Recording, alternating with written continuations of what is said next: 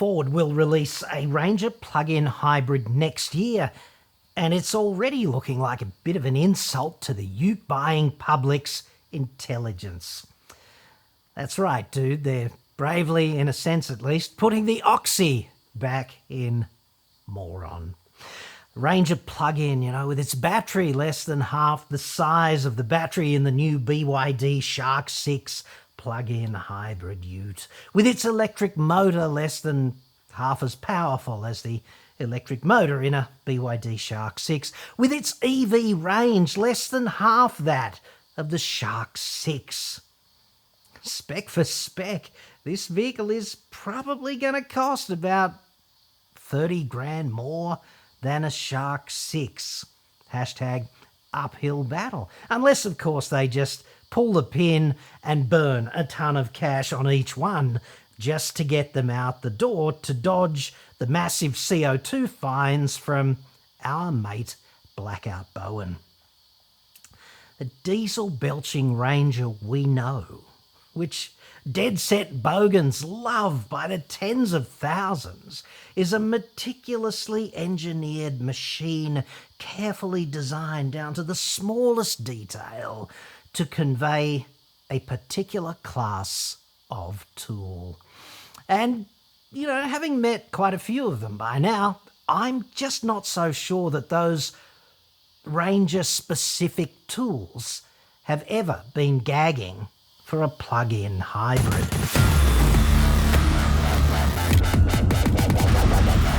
I'm Cadogan from AutoExpert.com.au. New cars cheap, but Australia only. Website. Code.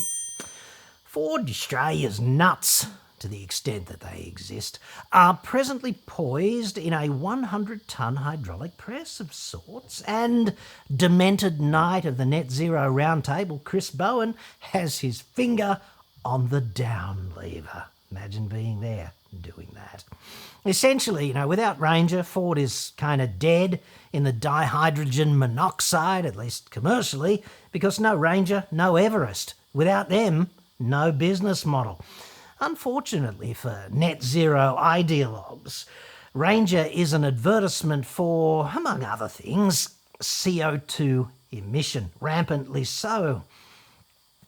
Uncle Blackout, when he's not busily, sorting things out at Mensa, takes time out to be quietly overjoyed with his brand new shiny fuel efficiency standard in a more or less, how would you put it diplomatically, Dunning-Kruger way, I'd suggest. This is the policy which is going to penalise car makers quite heavily for selling a portfolio of vehicles that exceeds the government's entirely made-up cumulative CO2 cap on that company's fleet-wide emissions. They're going to go company by company and measure the total CO2 and stick nuts in the press if they go over. Ford and Isuzu, incidentally, are going to be the first, I imagine, to go in Uncle Blackout's CO2 nut-busting press, because those two really don't have any eco cars to offset their CO2 expelling hero cars. And this is a multi-million-dollar millstone for both Ford and Isuzu. Now, to put this in perspective, so far this year, Ford has sold 83,000 vehicles, which would be comprised of mostly 53,000 Rangers, 21,000 Everests, a couple of thousand F-150s, and 4,000 Transits, mostly the diesel ones, plus the sort of eco-nothing burgers. So the ones I just mentioned, that's like 80,000 CO2 belchers out of 83,000 in total. So, step right up, Ford Australia. The gonads go just here on this steel plate, right under that shiny ram. Take a breath, dude, and please make it a deep one. This report is sponsored by NordVPN. Get a huge discount plus 4 extra months of Nord for free right now in Nord's Black Friday exclusive deal. Go to nordvpn.com/AEJC. Online security threats are, of course, everywhere, but you do not have to be the next victim. And that's where NordVPN comes in, locking everything down efficiently in the background. Go to nordvpn.com/AEJC now. Every 2-year NordVPN plan receives a huge discount plus 4 bonus months on top. nordvpn.com/AEJC. Link in the description. Using NordVPN is dead easy. You just subscribe, download the app, and you connect. One click later, your IP address is shielded and your traffic is encrypted across as many as 6 of your devices. Nord is, of course, the fastest VPN on the planet. It costs only about as much as 1 cup of coffee every month to keep your data, your identity, and your devices secure. Masking your location means you'll be able to access streaming and other services that might be blocked where you live, plus you can continue to watch your favourite content when you travel.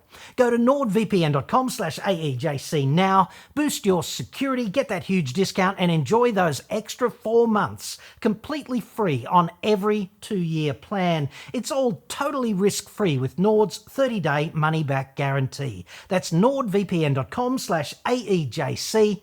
Link in the description. This is a somewhat uncomfortable and undignified position for Ford to find itself in, I'm sure. I doubt Big Burke, the chap who's been cursed with running Ford Shitsville lately, I doubt he's thrilled. Reclining in the nut press and making small talk with Uncle Blackout, like, dude, who needs it? But Ford is not taking this lying down, I'll have yous know. They're fighting back in 2025 with the anorexic Ranger plug-in hybrid, which we're told is going to be sold in XLT, Sport and Wild Track spec, plus a limited launch edition premium thingo called Storm Track with no C, kind of like Wild Track, because who cares if the kiddies can't spell? We just want them to buy illiterate Fords. Storm No C Track is grey. It's got a rack system and doubtless a few other kind of masturbatory marketing inclusions designed to fool you into thinking it's somehow a whole lot more special than it really is. I'm tipping that the Ranger plug-in is gonna be mainly targeted at fleets, mainly in XLT and Sport grades. Corporate and government fleets with their,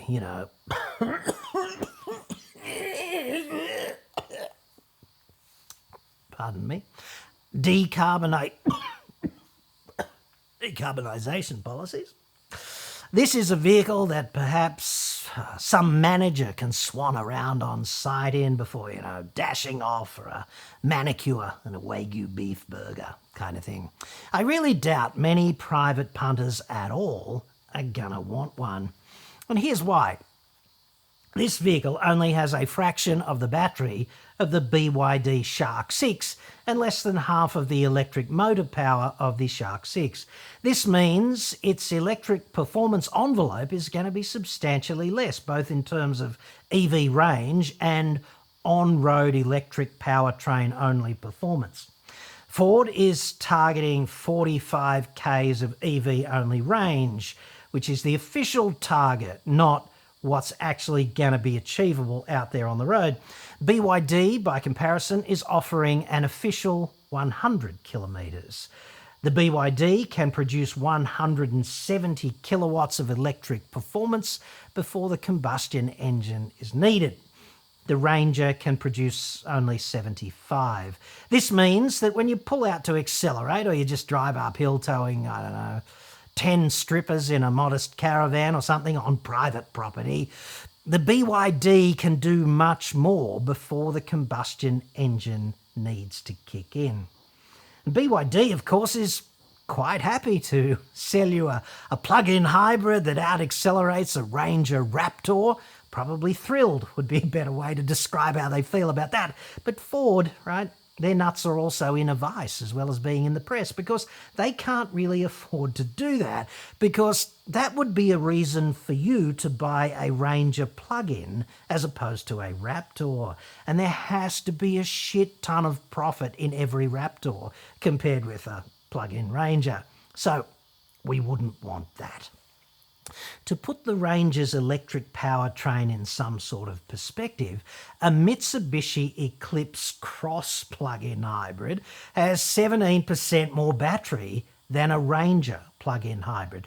A Mazda CX-60 plug-in has a 17.8 kilowatt hour battery, which is 51% more battery than the 11.8 kilowatt hours in the Ranger. Come on. So essentially the Ranger plug-in is going to limp out of the blocks with a baby battery and a matching electric motor and anorexic EV range. It's going to probably be just shy of $90,000 plus on-road costs for the one you would quote-unquote want. And it's going to have a direct competitor in the BYD Shark 6, which is going to be something like 30 grand cheaper, which goes harder wide open and harder in EV-only mode as well and longer. And, you know, that's kind of a big deal. It's almost like the roles have been reversed here, because if the specs were reversed, you could say, yeah, Ford, China, kind of thing. But you can't, can you? We live in reverso world at the moment. And it's not as if Ford can leverage its superior warranty, their better engineering, or their shit-hot customer support, is it? BYD offers 1 year more warranty, and they can't possibly be more shit than Ford on matters such as engineering, quality, or support. For the combustion side of this challenging vehicle, Ford is going to trot out the EcoBoost 2.3 petrol engine because, you know, that worked out so well in the Mustang. And after all, who doesn't want a Mustang that sounds like a fart? Correct answer. Everyone on Earth who really wants a Mustang. Fair to say, I think, that Ford knows and is extremely concerned about just how undercooked the Ranger plug-in is. And I say this because they just went to the trouble of concocting this bullshit press release. It's the third Australian Ranger plug-in release that I'm aware of. We got one about the international debut, one about the local debut, and now this crap. It basically says made up statistics, cherry picking, and lots of creative license say Ranger plug-in is kind of better than BYD Shark 6. And they say that without, you know, actually saying that. But this is what clutching at straws with your nuts in a press made of Uncle Blackout's net zero zealotry actually looks like. It's a 500-word release, like shit sandwich, no bread, again, followed by 350 words of fine print disclaimers. And the disclaimers, frankly, are the very best part. It's where all the confessions are, after all. Let me summarise, dude. They interviewed fewer than 1,500 people across 9 countries, and they asked them if they'd buy a plug-in hybrid if it had, you know, bitch and tow capacity, and 60% of the people who responded said, shit yeah, dude, in various languages, obviously. And somehow, miraculously, this translates to 60% of Australian drivers would be more likely to buy an electrified vehicle if it offered greater towing capability, according to a recent survey. Really? Let us go live now to disclaimer number 2, which says, the survey was conducted by global research and analytics consultancy Escalent in May 2024, covering 1,470 people across Australia, Saudi Arabia, the Philippines, New Zealand, South Africa, South Korea, Thailand, Vietnam, and the United Arab Emirates. Have we really reached a point where we're going to take attitudes of ute buyers from places such as Vietnam, Thailand, and South Korea and apply them here in Shitsville? I would have thunk the people, their attitudes, their driving conditions would be somewhat different between here and places such as that, just saying. And the Saudis, dude, come on, like they give a shit about electrification because liquid fuel is basically free over there, remember? Now, putting that to one side, 1,470 people divide by 9 countries. Come on, dude, you've got this. What is it, roughly don't forget to take away Chris Bowen's IQ. That shouldn't add much more bandwidth to the computation. It's about 160 people per country, isn't it? And I ask you, how in the sweet, sweet name of electric Jesus does this extrapolate to 60% of Australian drivers? How can you say that with a straight face? Why not just make shit up? It couldn't possibly be less credible as I see it. They also cleverly identified, and this is kind of interesting, they did it by stalking owners of Fords using their connected vehicle data back at the mothership, which is like totally cool and normal and not in any way the essence of creepiness at all. Dude.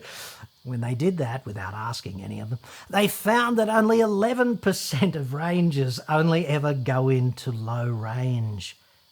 And they printed that.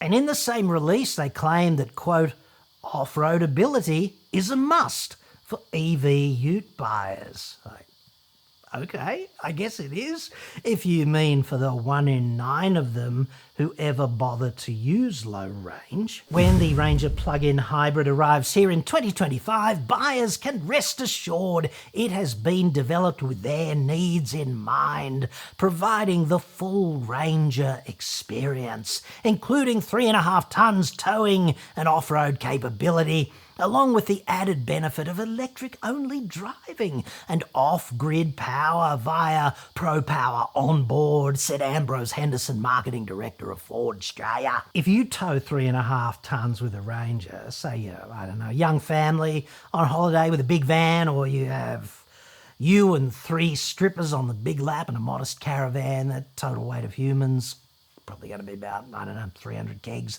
plus bull bar driving lights, roof rack, second spare tyre. You're all out there in the gaffer, living the dream.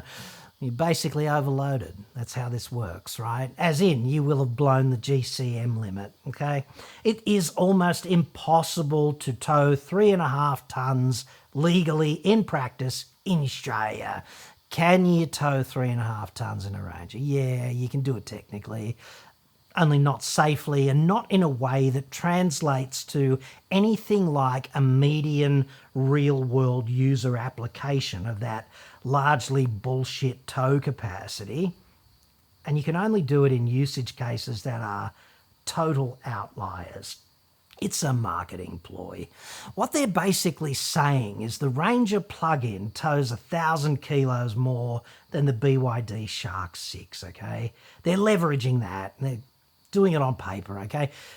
This is the one area where the Ranger is in front on paper, but it's going to be even harder to do this legally, tow 3.5 tons in the Ranger plug-in, and that's simply owing to the additional weight of the battery and the electric motor, etc.